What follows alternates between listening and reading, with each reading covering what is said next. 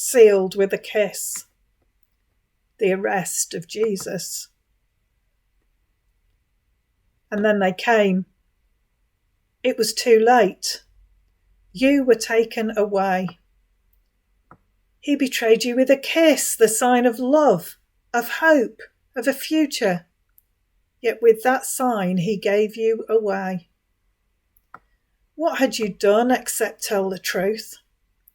Show them God's way, a different way. They led you away, arrested like a criminal. Gone, who knows where, to who knows what. What next? After the meal, Jesus is arrested and he's examined before the Jewish leaders and then put on trial as one claiming to be king. And Luke emphasizes Jesus' innocence. Pilate, the Roman governor, he claims that Jesus is innocent 3 times before giving in. Even Herod, the ruler of Galilee, finds nothing to accuse Jesus of. But the leaders finally compel Pilate to have him crucified, and so he is. But even in his painful death, Jesus embodies the love and the mercy of God he taught so much about. He offers God's forgiveness to the soldiers as they crucify him. And then, when one of the criminals executed alongside Jesus realizes who he actually is, he says, "Remember me when you come in your kingdom." And Jesus' final words are an offer of hope to a humiliated criminal. "Today you will be with me in paradise." And so with this last act of generosity and kindness, Jesus dies. Today is the darkest day. Today we remember Judas's betrayal.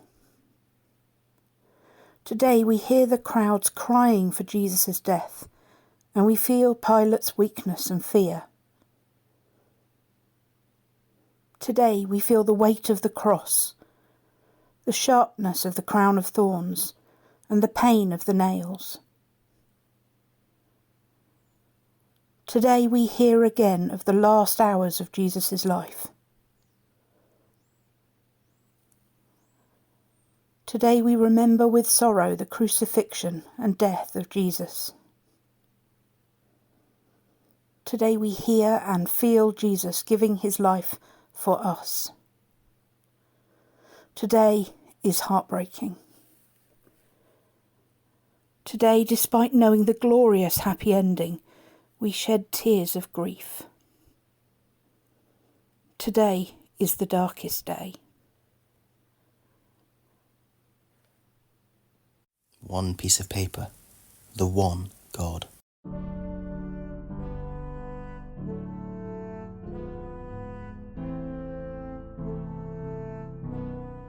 The temple curtain, torn in half.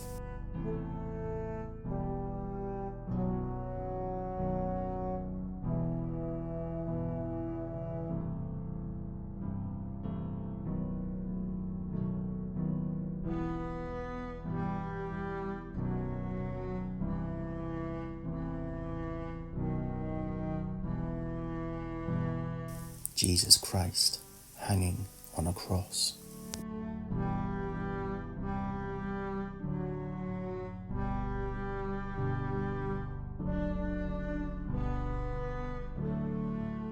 A sign to mock the King of the Jews.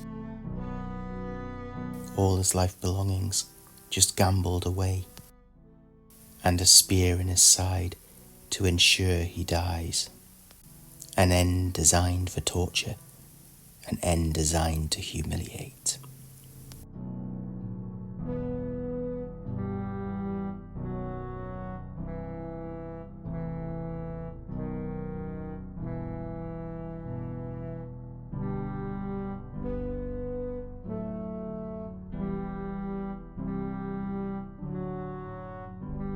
Criminals either side, one on his left and one on his right, guilty of the worst crimes of all.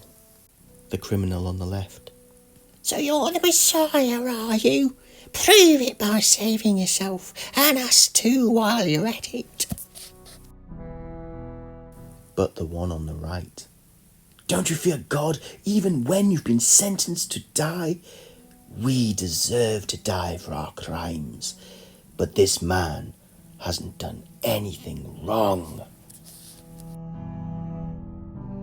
The one on the left sees no reason for the cross.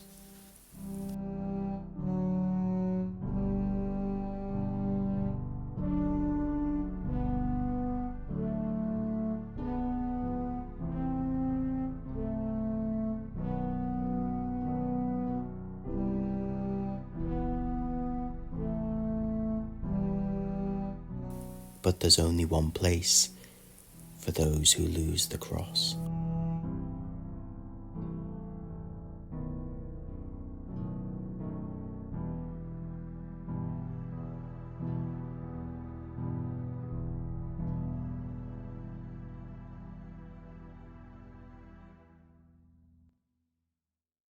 But the one on the right brings back the cross.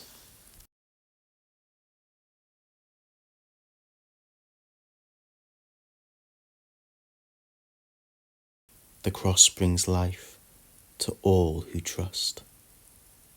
Today, you will be with me in paradise.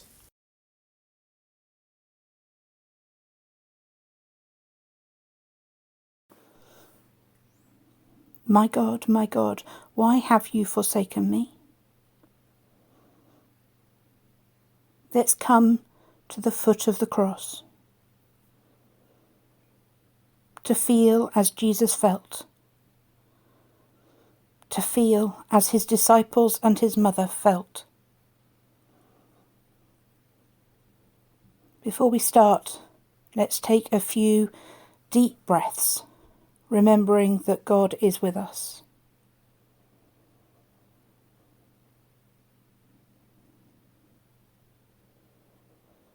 Jesus is nailed to the cross. Through his hands, through his feet. The pain is unbelievable. Jesus knows this pain is the last pain for him.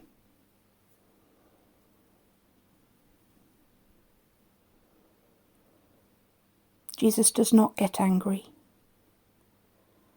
He looks at the soldiers who have hurt him and he asks for God to forgive them.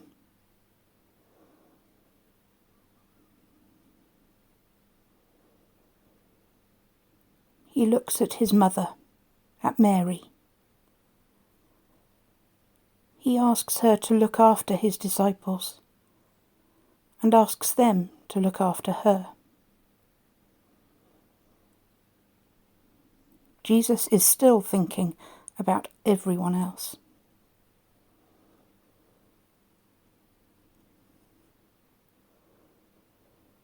How do you feel?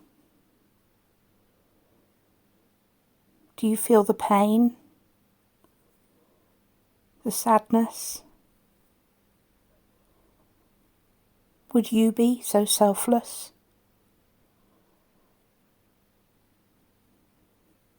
Could you think of others? We are often wounded by painful words. Do we think of those people and ask for them to be forgiven? Do you find it easy to forgive?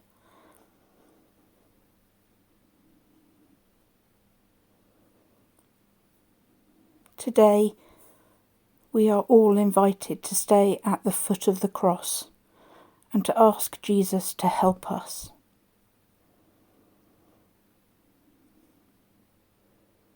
Help us to love our neighbour. Help us to forgive people who have hurt us. Help us to care for those in need. Help us to stand up to injustice. Help us to be the best that we can be.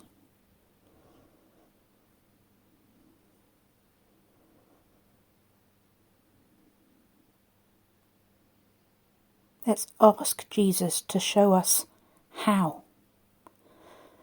Let him guide us every day of our lives.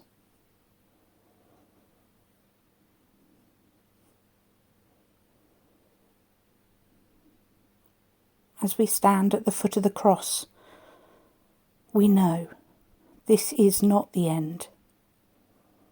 This is just the beginning.